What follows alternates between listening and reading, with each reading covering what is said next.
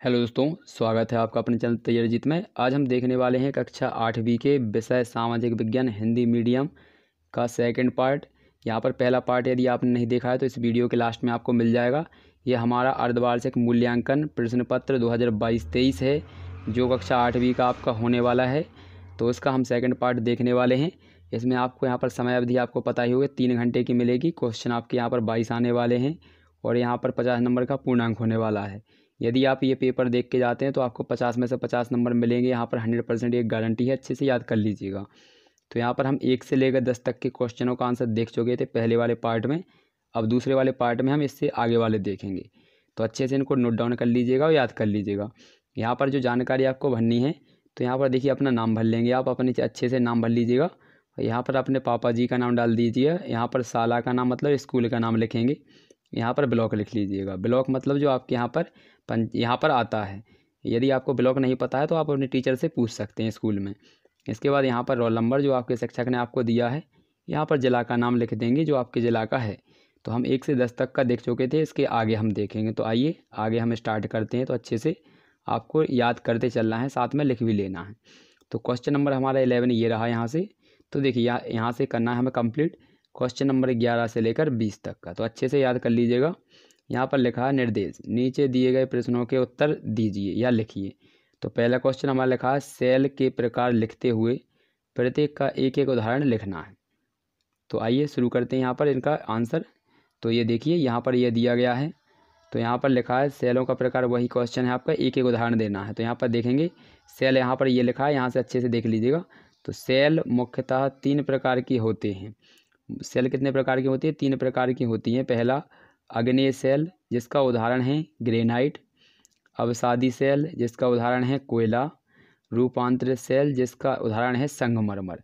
ठीक है, तो यहाँ पर सेल 3 प्रकार के ये दिए गए हैं और इनका एक एक उदाहरण यहाँ पर इनके सामने लिखा हुआ है। तो ये बहुत ही आराम से आपको याद हो जाएगा। आप एक नज़र में देखेंगे तो एक बार में आपको याद हो जाएगा। अच्छे से लिख कर देख लीजिएगा। इसके बाद सेकंड क्वेश्चन देखते हैं। सेकंड क्वेश्चन हमारा क्या दिया गया, मतलब 22वां क्वेश्चन, यहाँ पर 12वां क्वेश्चन। तो 12वां क्वेश्चन हमारा दिया गया है जल चक्र क्या है लिखिए। तो जल चक्र के बारे में लिखना है। तो देखिए इसका भी आंसर हम देख लेते हैं। ये दिया गया है यहाँ पर, देखिए जल चक्र के बारे में हमें लिखना है। तो देखिए यहाँ पर इसको अच्छे से देख लीजिए, अच्छे से नोट डाउन कर लीजिए। तो यहाँ पर यदि अच्छे से नहीं दिखता है तो आप क्वालिटी अच्छे से बढ़ा लीजिए कैमरे की। तो देखिए यहाँ पर दिखा देते हैं आंसर, ये देख लीजिए क्वेश्चन नंबर 12 का हमारा आंसर है।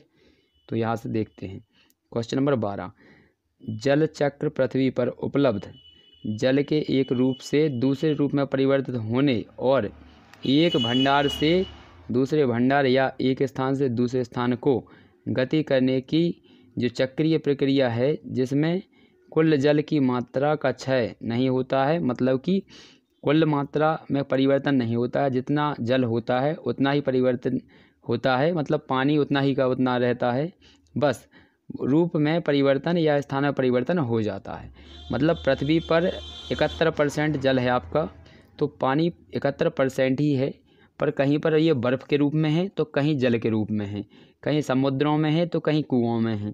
तो इसका परसेंटेज इतना ही रहता है, 71 का 71 ही, लेकिन इसका रूप परिवर्तित हो जाता है। कभी बर्फ़ ज़्यादा हो जाती है तो कभी कम हो जाती है, बस यही है इसकी परिभाषा। तो अच्छे से याद कर लीजिएगा। इसके बाद अगला क्वेश्चन। तो अगला क्वेश्चन हमारा दिया गया यहाँ पर, देख लेते हैं क्वेश्चन नंबर 13। तो ये दिया गया क्वेश्चन नंबर 13, इसको अच्छे से देख लीजिए।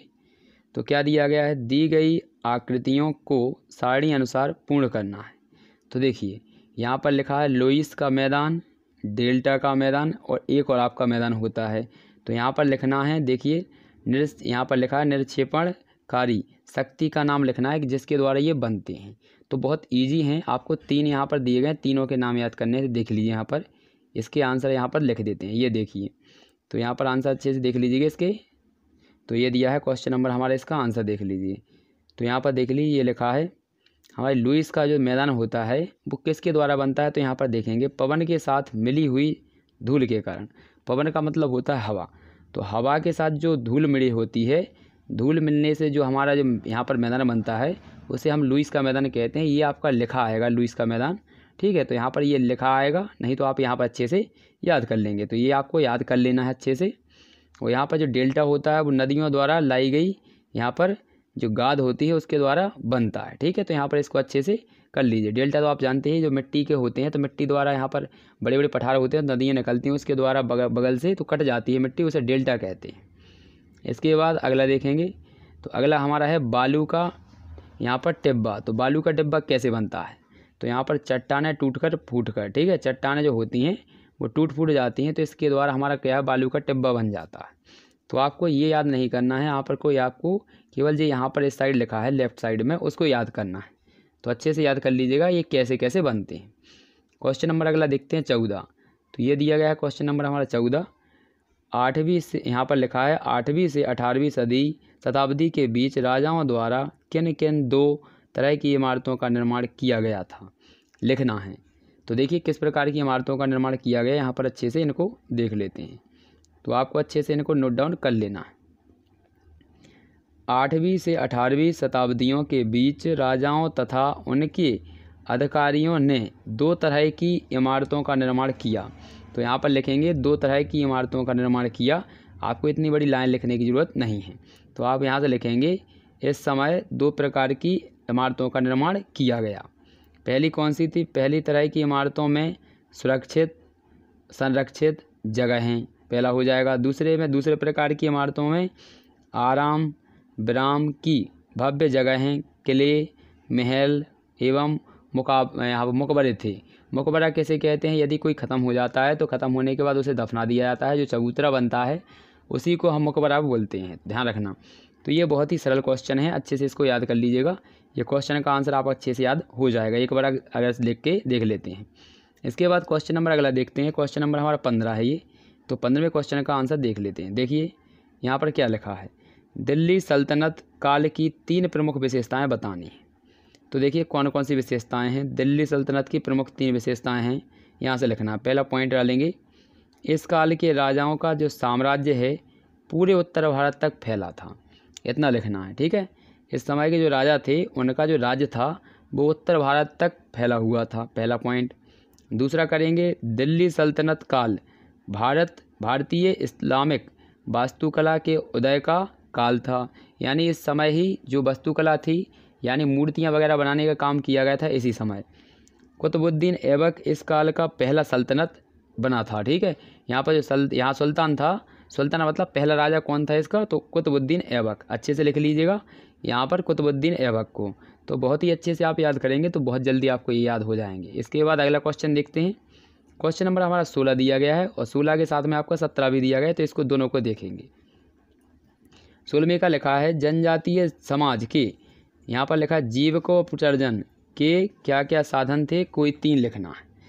तो यहाँ पर लिखा है जनजातीय समाज का जीवन यापन करने हेतु कृषि शिकारी और फलों का व्यापार उनके प्रमुख साधन थे। तो यहाँ पर कौन कौन सी चीज़ों पर वो जीवन अपना व्यतीत करते थे, यहाँ पर करते थे, आप देख सकते हैं कृषि पर निर्भर थे, शिकार करते थे और फलों का जो व्यापार है फल फ्रूट्स वगैरह उनका एक प्रमुख साधन था जीवन यापन करने का, यहाँ पर जिससे वे आय प्राप्त करके अपने जीवन का निर्वाह करते थे। जैसे कि हम यहाँ पर कई चीज़ें करते हैं, कुछ लोग किसानी करते हैं उसको बेचकर अपना खर्चा चलाते हैं, कुछ लोग यहाँ पर पल्लेदारी करते हैं। तो इसी प्रकार का जो पिछले टाइम के थे जनजातीय लोग थे तो वो 3-4 चीज़ों पर, एक तो कृषि करते थे और शिकार करते थे जंगली जानवरों का, और फिर फल फ्रूट वगैरह तोड़कर जंगलों से और उनका व्यापार करते थे, बेचते थे। और इस प्रकार से जो उन्हें आय मिलती थी उससे अपने जीवन की जो भी चीज़ें आवश्यकता की थी, कपड़े मकान के लिए या फिर जो भी खाने चीज़ें थी तो सभी खरीदते थे। इसके बाद अगला है, अच्छे से याद करेंगे तो बहुत जल्दी आ जाएगा आपको, क्वेश्चन नंबर 17। तो देखेंगे यहाँ पर क्वेश्चन नंबर 17 या 17, लोकतंत्र में समानता को स्थापित करने के लिए संविधान में किए गए कोई 3 प्रावधान लिखना है। तो देखिए कौन कौन से 3 प्रावधान किए गए, तो अच्छे से देखेंगे। तो यहाँ से ये वाली लाइन आपको ऊपर याद करनी हो तो कर सकते हैं, वरना कुछ नहीं है इसमें, यही लिखा है यहाँ पर लिखा है लोकतंत्र में समानता स्थापित करने के लिए संविधान में किए 3 प्रावधान, केवल क्वेश्चन में से ही उतार देते हैं वैसा ही का वैसा। तो पहला हमारा है, देखिए पहला पॉइंट याद करना है, यहाँ से करेंगे, विधि के समक्ष समानता, यानी विधि के समक्ष समानता यानी सभी लोगों के लिए कानून समान है। दूसरा, लोक नियोजन के विषय में अवसर की समानता, यानी लोक नियोजन के लिए भी आप सभी लोग समानता से यहाँ पर पात्रित हैं।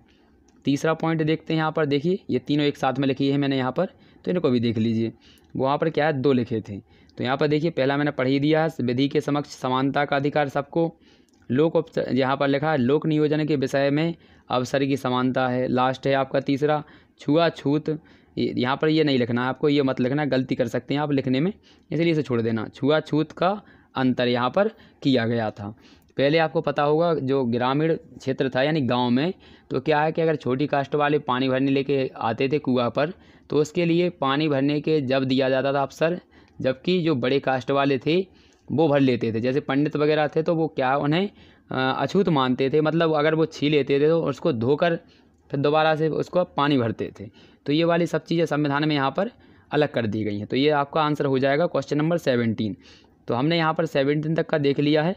इसके वाले जो अगला वीडियो आएगा 17 से लेकर उसका 22 यानी 22 तक के हम पूरे आंसर देखेंगे। तो मिलते हैं अगले वीडियो में, तब तक के लिए जय हिंद जय भारत। और पिछला वाला वीडियो यदि नहीं देखा है आपने तो स्क्रीन पर आपको इसका भी आंसर यहाँ पर मिल जाएगा, तो उसको भी आप अच्छे से देख लें, तो आपका कंप्लीट हो जाएगा 50 में से 50 का। तब तक के लिए मिलते हैं अगले वीडियो में। जय हिंद जय भारत।